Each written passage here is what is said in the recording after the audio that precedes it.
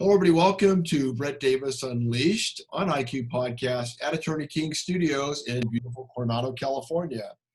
I'm Brett Davis, and today I have my guest, who is Eve Freeman. How are you doing? I'm doing well. I like the way you describe, is it Coronado, California? Uh-huh. Is it really beautiful? I have no idea. If you get a chance, go on and look at the Hotel Del. Uh-huh. That was where Marilyn Monroe filmed her last movie. Really? Well, one of her last movies. And, it's got a lot of prestige. It's a little beach town, maybe about 25,000 people. Do you know the name of the movie? Or is it one of those? Something Like It Hot. Oh, okay. I think I actually own that movie. I'll have to pull it out. Funny movie. And so it was filmed here, but it's a really nice, one of these times when you're in San Diego, you'll come down, hopefully. You'll be able to come over here and see all the things that are going on in Coronado, and you're probably going to say, I don't know if I want to leave. Well, I have been to San Diego once. It was like 20 years ago. I went to the San Diego Zoo, and I remember the Salton Sea because I drove down to the Salton Sea, and that was it was eerie, like cool. It's even more eerie. How many years ago was that? Like 20 years ago. Yeah, it's really, it is. Yeah, more. Is that possible? It's dying out, and there's nothing anybody can do about it. At one time, it was a place where all the rich and famous went to. That's what I heard. Like, what was his name? Well, I can't remember his name. Annette Funicello did a movie with him, and they said it was filmed on the water there. Yes, it was on the tip of my tongue. Thank you. Yeah, no, it's changed a lot. But when you come to the area, we're a bridge away from downtown San Diego, so you can see right. If I look out my window, downtown San Diego and the ocean from our office. I hear it's beautiful. I really need to get back there because every decade your perspective of things changes, and you don't really go into a place knowing exactly how you're going to feel about it 10 years later. Yeah, because you see things differently. You have more experience, things that maybe didn't make it that you never thought about before. You're thinking about now. True. It's true. So you and I have started having these little interviews here and there, and I think the thing we're trying to do is bring good, positive things to people out there that maybe are listening or maybe somehow hear about what we're doing. But give us a little bit about your background. Well, I've always had a family that was active. I mean, my dad was a Marine, so you don't get any more active than that. Right. And both of my parents always had their weight pretty much in check. We ate Southern great. We talked about it before, Cajun Southern food. Sarah and I love Southern food, by the way. We love it. We talked about fried chicken before. We both love fried chicken. My mom made great gravy and real good biscuits and all that stuff. But, I think what it was is portion size, because we ate those things, but nowadays portion size has gotten out of control. Right. So I think you can eat what you want for dinner as long as you keep that portion size, not on a platter, but on a plate. I agree. Somewhere along the way, we heard of a thing called buffets, which are really big in the United States. Myrtle Beach. Myrtle Beach, South Carolina. That's all it is. Golfer Haven. I think that and everything that's gotten bigger, like soda consumption and the chemicals that they're putting in things, people have gotten bigger also.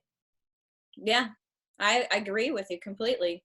I tell my children that, if you drink 4 sodas or sweet tea or whatever, sweet tea's our thing. And I'm like, but if you're looking at adding another 400 to 500 calories onto your diet a day, wouldn't you rather save that and have a dessert, or save that and have a little bit, extra fried chicken? Yeah. So, no. I cut that. That was pretty easy for me to cut out the beverages. So you're actually teaching personal certifications for trainers now, right? Yeah, I've been invited, and I have to be careful what I disclose, but I'm with the National Council for Certified Personal Trainers, NCCPT, and NASM, I'm sure you're familiar with. The best. Yeah, we are recreating, I guess, every 7 years, they like to revamp the test because things need a makeover. And so we've been broken up into 2 groups of 5, and they cover the United States and Canada. So I'm getting to meet some new faces, and we're going through each test section and breaking it down and figuring out what needs to be in there and what doesn't need to be in there on the entry level personal trainer. So that's as much as I can give out, but it's really got me excited again, from anatomy to all the basics of training. No, I think you're perfect for that. In your background, you competed in the Arnold Classic and also the Olympia. Anything else I'm leaving out? Fitness America twice. I placed in the top 5.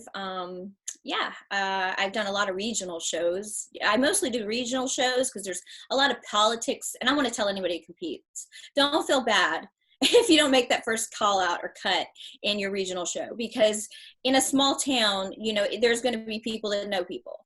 Sure. So I did regional shows just to build up that stage presence, to keep that momentum going, so that when I went to the Arnold Classic and nobody knew anybody, then I was ready, because I was already used to walking in those 4-inch heels that Right. and all those poses that you're supposed to make look comfortable. Let me tell you, they're not. Yep. You would know this. Yep. Very awkward poses. Those poses, wow. I trainer, him and his wife, he did shows too, and she's an IFBB pro. And we would talk about how you have to try to look comfortable when you are Right. so uncomfortable.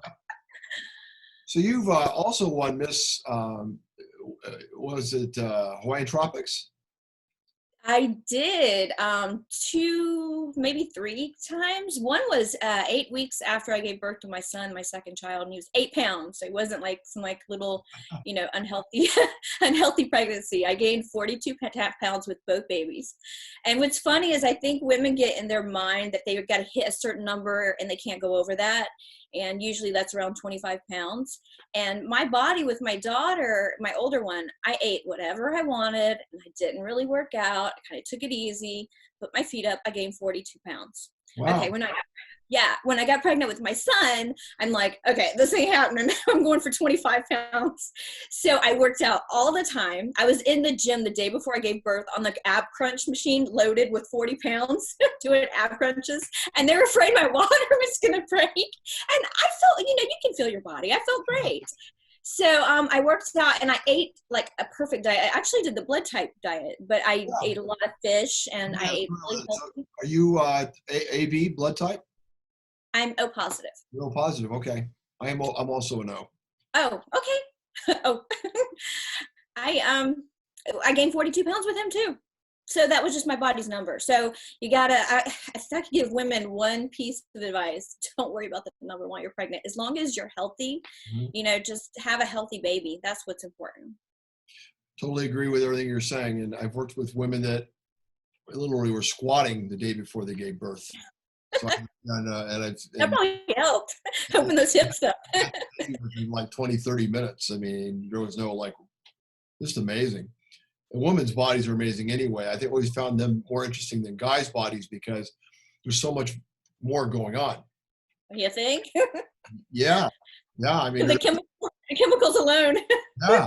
I always like the complexity because I was never bored because there was always something new to learn.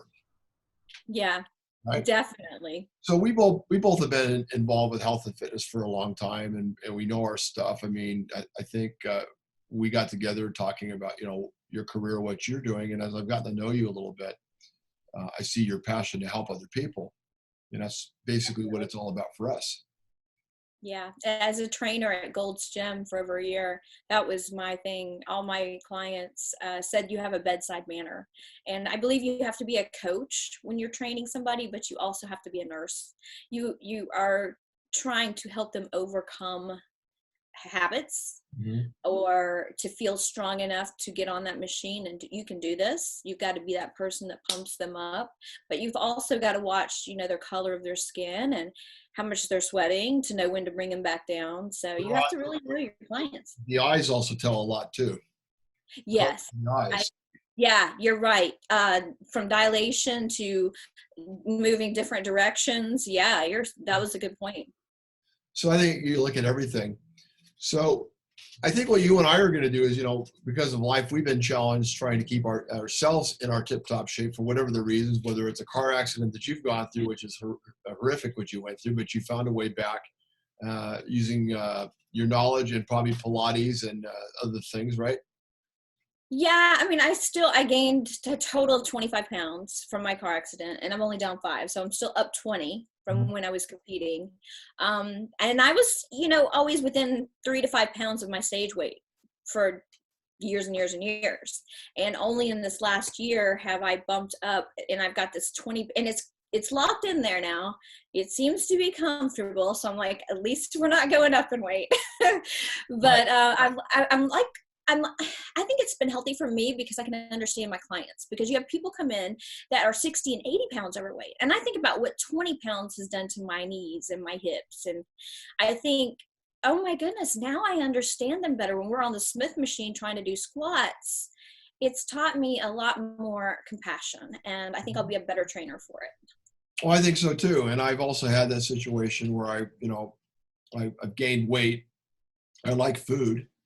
Well, Life hits some people when they are stressed, they eat a lot. Some of the people go the other way, don't eat anything at all. Everybody's that's me. That's my problem right now. I'll find that it's 7 o'clock at night, and I'm like, did I eat today? And I'm like, oh no, Eve, you're the bodybuilder. You know that every 2 to 3 hours you're supposed to eat, and it's a goal of 6 meals a day, and it's a goal of 350 calories each meal. And I know it. It's in here. So people shouldn't feel bad if sometimes they fall off the wagon, because it's just life comes at you hard, as they say. I think it's like any addiction, and we'll get more into that as we go on, not maybe with this interview, but you got to figure out what's allowing you to have that emotional pain, to have those cravings or not have those cravings, and try to find a way to be aware and just realize that you're never going to be perfect. None of us are. Like Sarah said earlier, even I'm not perfect. You believe and we're gonna what'd you say? I said, Sarah, am I not perfect? No. And we're our worst judge. I mean, my goodness, women, and Sarah will fill me on this. Sarah, the worst thing that a woman can do is back up to a mirror after her shower. Do not do that, ladies. That is a big no. I don't care what shape you're in. Sarah said true. It is. What I like to do is, I think with our experiences, the reason I was drawn to talking more to you, and this is, again, none of this was just planned. It just feels right. As you know, we have a supplement line that we've come out with, and I'm excited about trying it too. We're going to be getting you out that product to try, vanilla, vegan powder, but we also have some other varieties of stuff coming out. But the product is only as good as the knowledge behind it. And everybody has a product, but we want to make sure that we're educating people about, life's experiences of pain and, loss through divorce and also maybe through death, and maybe even people are having problems with their children, and maybe they're having problems surviving this COVID-19 and being isolated. I think that's really coming down. From what I'm seeing in social media is people that were used to a routine, whether we admit it or not, we're creatures of habit, and we feel safe when we have our routine. And when that routine is thrown off, we have to adapt. And adaptability is a learned skill. I mean, it's in the top 5 of best learned skills is adaptability.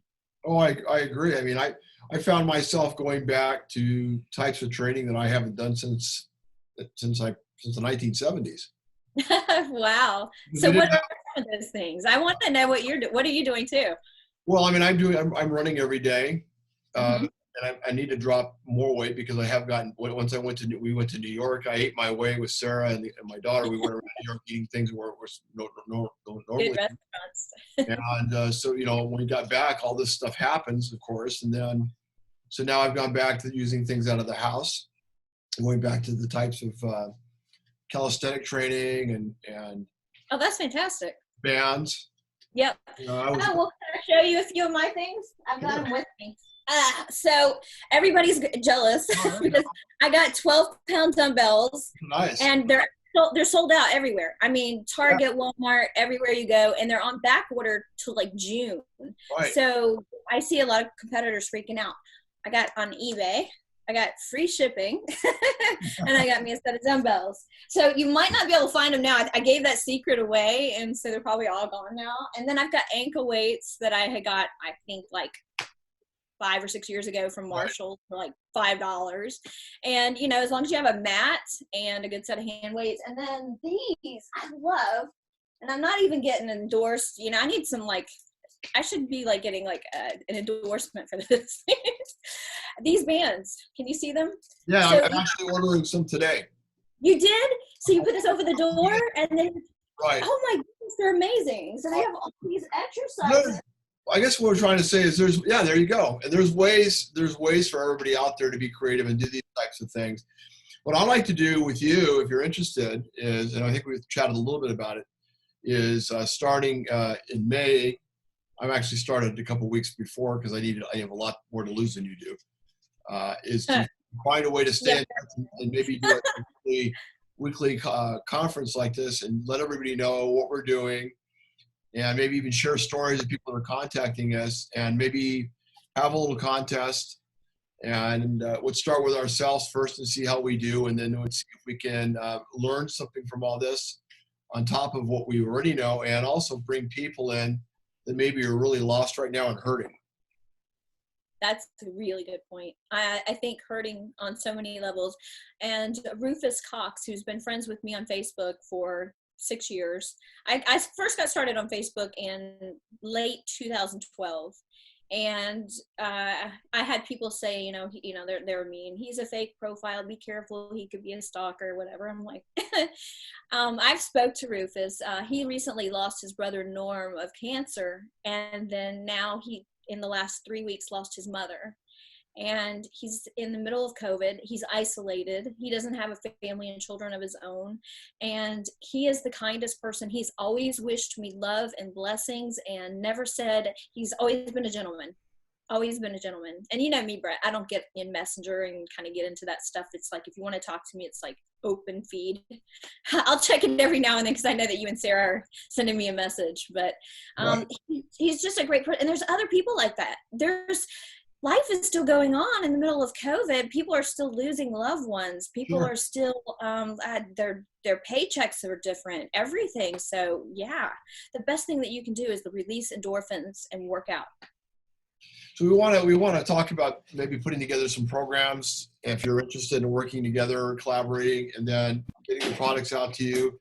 Not just creating a supplement company, but a company that really covers all bases, not just the physical, but the spiritual, the mental, because the mental part is a big part of this and nobody's really talking about it. And of course, the nutritional part. I mean, it's all tied together, as you know, because being the years of experience that you have, you can't do one without the other. They all fit together. Yeah. You reminded me of that song. You can't do one without the other. What was that? Love and Marriage. That's Sinatra's song. And I was also on that comedy, Married with Children. Yes. Oh, Al Bundy. Oh my gosh, the show was so funny. And Peg and Christina Applegate. It's a great show. Yeah, it was. But I would love to work with you on that and on this project to see how we can do it. And let's see if we can do some magic, create some magic for some people out there, and see if we can bring. I'm all about it. I'm all about it. It's gonna be hard for me to get that discipline because I've been, like, I've been in a wreck and I'm wimpy now. But yeah, let's do it. Let's do it. I want to remember the day. Also, when you play with better players, you do better. True. Your tribe is your vibe.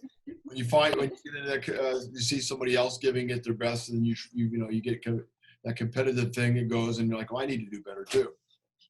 Well, also you're accountable if you have to be on film like this. Sure. Be on camera. You look fine. I mean, I would never guess that you have to lose any weight. Well, just like I said, Sarah, I know if with women, we pick ourselves apart. When you guys are not in the bathroom with us, we're like pinching this, looking at that. Yeah. So she doesn't let me in the bathroom. I knock on the door and she doesn't let me in the bathroom. So,